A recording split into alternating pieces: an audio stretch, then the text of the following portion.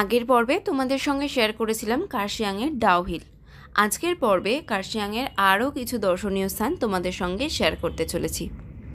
কার্শিয়াং থেকে 8 কিলোমিটার দূরে অবস্থিত ছোট্ট পাহাড়ি গ্রাম চিমনি।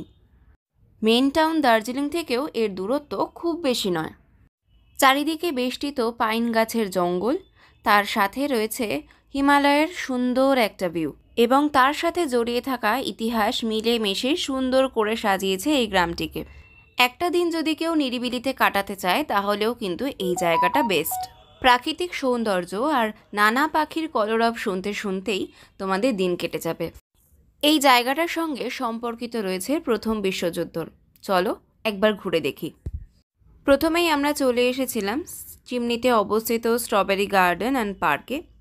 এখান থেকে খুব সুন্দর একটা কাঞ্চনজঙ্ঘার ভিউ আসে, তবে আমরা যখন গিয়েছিলাম তখন প্রচণ্ড মেঘ ছিল, তাই আমরা কাঞ্চনজঙ্ঘা দেখতে পাইনি। এই জায়গাটিতে প্রাকৃতিক উপায়ে স্ট্রবেরি উৎপাদন করা হয়। বাগানে নামার আগেই দেখতে পেলাম এখানে স্কোয়াশ গাছ রয়েছে আর সেখানে বেশ সুন্দর স্কোয়াশ ধরেও রয়েছে, তাই সেটারও একটা ছবি তুলে নিলাম তোমাদের জন্য।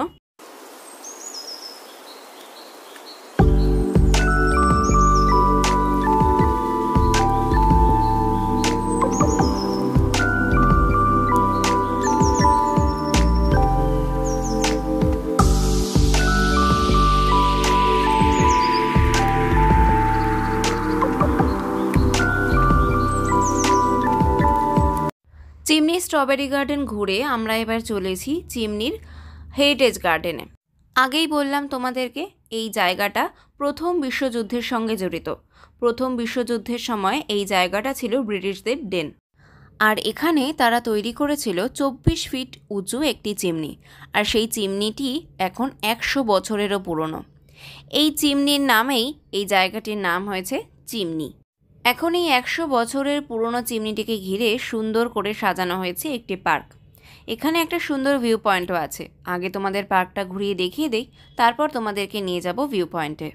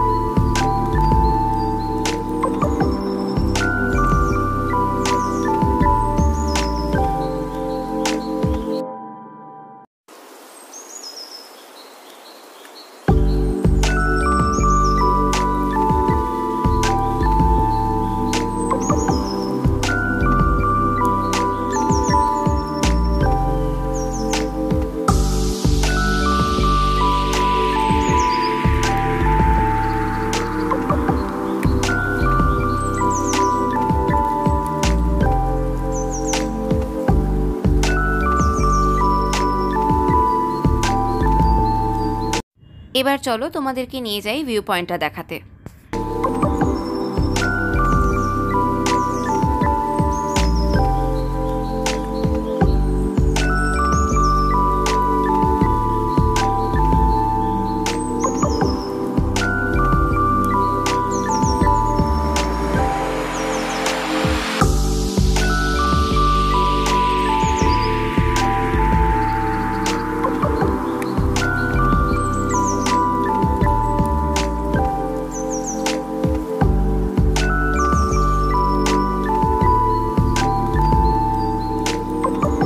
পাহাড়ি রাস্তা ধরে ঘুরতে ঘুরতে চলে এসেছি ভিউ পয়েন্টে। এখানে একটা সুন্দর বসার জায়গাও রয়েছে। এখান থেকে পাওয়া যায় বেশ সুন্দর একটা কাঞ্চনজঙ্ঘার ভিউ, যেহেতু আগেই বললাম মেঘে পুরো ঢাকা ছিল, তাই আমরা কাঞ্চনজঙ্ঘা দেখতে পাইনি। জায়গাটা কতটা নিরিবিলি দেখো, ঝিঝির ডাকটা স্পষ্ট শুনতে পাবে।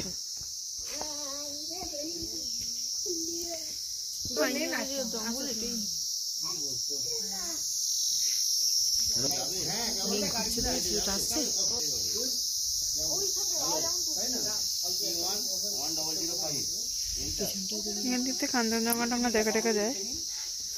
এটা বর্তমানে এখান থেকে দেখা যায় যেহেতু মেঘে ঢাকা, কিন্তু এখন দেখা যাচ্ছে না।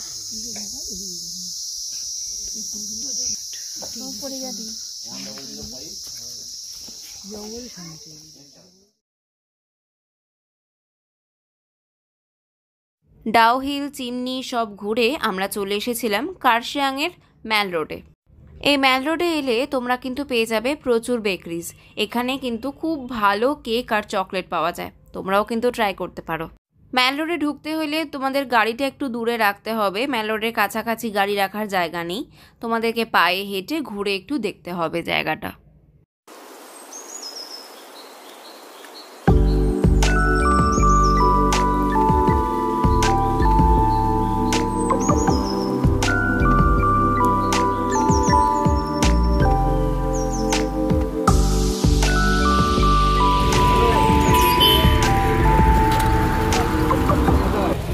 ম্যাল রোডের সামনেই পেয়ে যাবে তোমরা কার্শিয়াং স্টেশন। এখান থেকে টয় ট্রেন ছাড়ে দার্জিলিং পর্যন্ত যায়। এই স্টেশনের ভেতরে একটা ক্যাফে রয়েছে, দুটো প্ল্যাটফর্ম স্টেশনের, আর দুদিকেই স্টল রয়েছে। এই জায়গাটিকে খুব সুন্দর করে সাজানো রয়েছে, জায়গাটি কিন্তু হেরিটেজ প্লেস। টিকিট কাউন্টার আছে, ওয়েটিং রুম আছে, আর এই স্টেশনের ভেতরে একটা সুন্দর ক্যাফে রয়েছে। ক্যাফেটাতে আমরা ঢুকেছিলাম, তোমাদেরকে পরে দেখাবো সেটা। আগে তোমাদেরকে চলো একবার দেখিয়ে নেই টয় ট্রেন একটা দাঁড়িয়ে আছে, সেই টয় ট্রেনটা।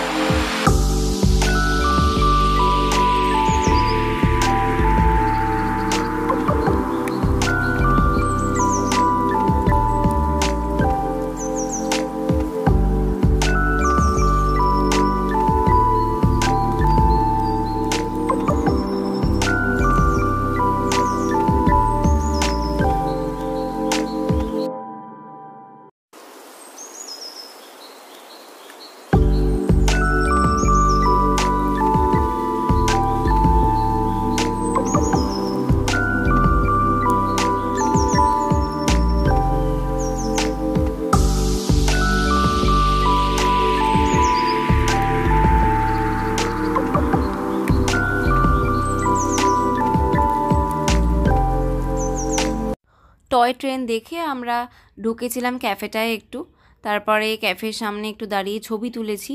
আমরা কোনো কিছুই অর্ডার করিনি, বসেছিলাম, তবে দেরি হওয়ার জন্য আমরা কোনো কিছু আর টেস্ট করতে পারিনি এখান থেকে। তবে ক্যাফেটা কিন্তু বেশ সুন্দর করে সাজানো ছিল ভালোভাবে, সেটাই আমি একটু ভিডিও করেছি। খুব সুন্দর লাগছিল দেখতে।